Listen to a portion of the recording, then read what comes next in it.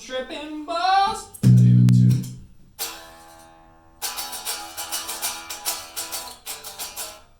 Why's my tuner do that? Okay.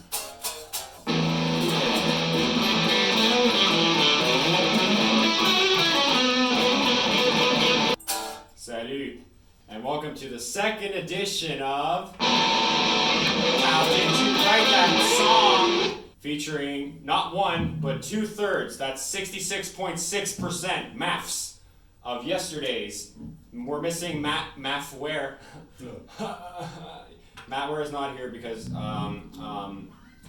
he's just not. This song came out January 15th. It's called Backseat Bingo. It is our latest single. You clearly wanted another breakdown, and so here we are to break you down. You want to go through your rig real quick first? Oh, we're going to go over rigs first. Ooh. So what I'm using for this song is guitar, anything with a humbucker, because that's how we roll. And then into that, I'm going to a fuzz, the same one from last time. It's called the Third Man Plasma Coil Fuzz, and it sounds like something like this. Yeah, that sounds great. So that's how we got the sound.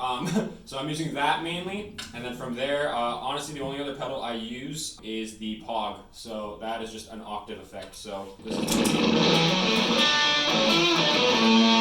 it's a slight tickening. So yeah, mainly that, and then for today I'm going through my Blues Junior, but at the time it was through my Vox AC30. So it's a little cleaner, a little crisper, a little louder. Sweet. And from there we'll go to Zach. So I'm running through a brand new EHB Ibanez bass.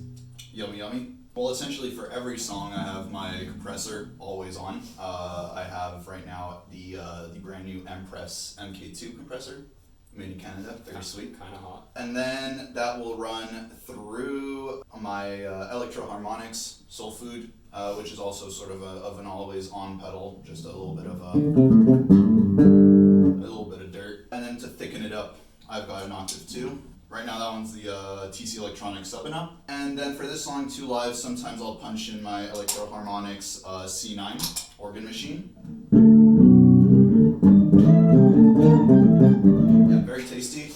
And all of that is running through 2 separate inputs into a Trainer small block, which is what I use in studio, although I had the combo version.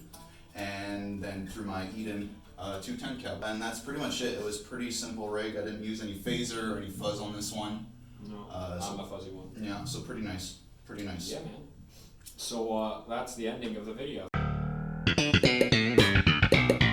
Kidding. So how we wrote the song is, it was, as usual, I came with a riff that I came up with out of nowhere. This one was different. It wasn't in the bathroom. If you were keeping up with this series, you know that that's where the band started, was in the shitter.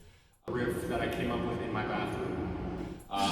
But where it actually started, this riff, I was walking home from work and I started humming an idea in my head that went exactly like the riff, the do do da da da da da da da da da da. So what I did is I actually recorded a voice memo of it, which I still think I have on my phone. I'm just not going to go find it because there's way too many voice memos on there. We can play for them. The riff is tight.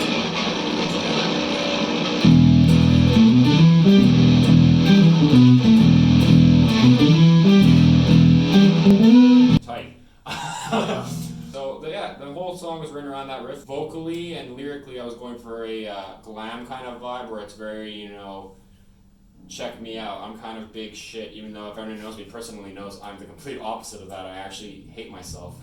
And what's funny about this song is it's a tongue-in-cheek reference to sex. Ew. You guys know sex? Me neither, because at the time I actually hadn't had sex. So many unnecessary details. Nah, we gotta let the fans know everything. The song actually is a turning point for us, because Brandon wrote most of that song. Me and Matt helped him out with a couple parts, grooved it out, worked it out, fleshed it out. It was pretty much with us sort of all working on this song together that we were like, yeah, Brandon, this is not your solo project anymore. Fuck you. Basically. So I got kicked out of my own band. Yeah, we made another one and we called it Yester Daze. So yeah, after the intro, it jumps into a verse, which is starts pretty alone, right?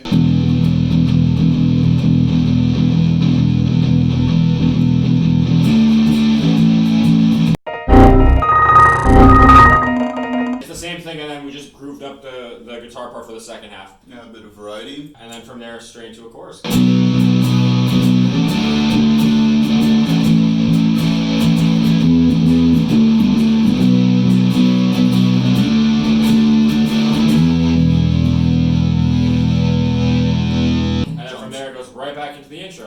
repeats for a second time. The bridge is really where me and Matt came in. I came up with that little riff, right? Kind of just noodled it, and we're like, yeah, that's it. So it's basically just the descending. It's the chorus going downwards. Yeah, essentially.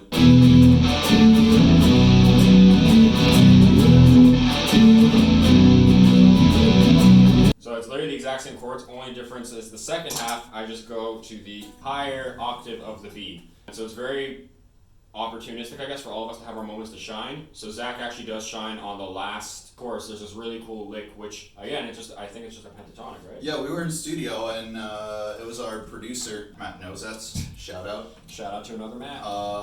Where he was like, we could use a bass line here. When in doubt, just pull out the pentatonic, you know, basic sort of pattern you learn when you're like 7, you know, So that's just it. So that's just the entire line. Yeah.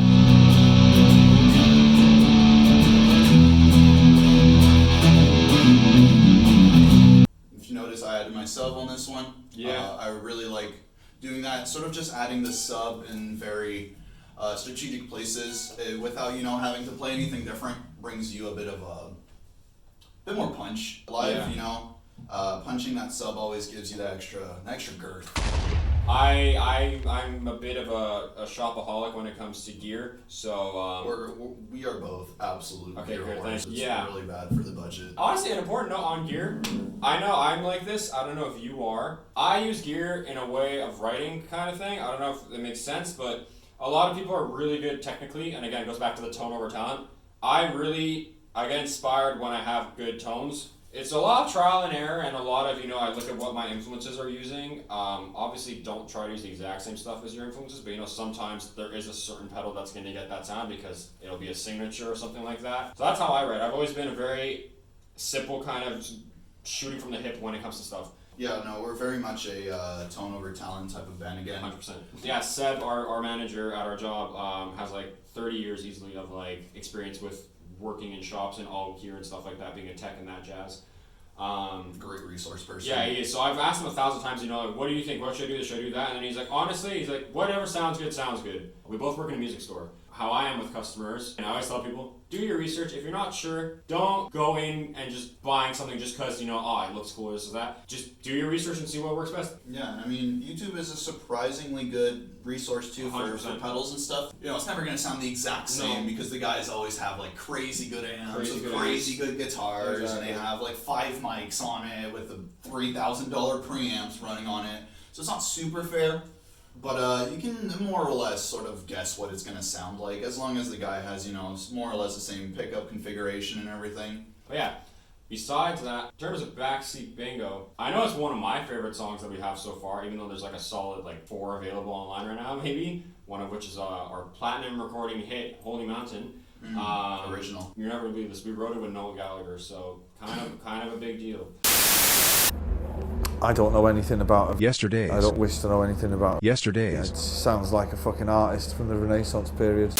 But yeah, besides that, honestly, I kind of like it just because I find it's one of those songs that kind of anyone could like anyone could listen to and like it, and so far a lot of the reception has been that. What I like to say is that we throw shit on the wall and see what sticks. That's a very good analogy. No, I think that song was pretty straightforward. We knew what we were going for. We knew the vibe we wanted, and the gear was relatively minimal. Yeah, happy how it turned out. Very happy how it turned out. Happy with the reception. Happy with the reception. Happy with the lyric video. Shout out to Teague for another fucking great video. Holy video. Shit. So yeah, shout out to Teague and shout out to Olivia, our editor. Yeah, God bless Liv. God bless Liv for always editing our stuff and making us look okay, because, you know, these videos are usually like 40 minutes long. She makes them like 7. I think that's it. Sweet. Well, thank you for watching. Thank you for watching and coming to our second edition of Did You Write That Song?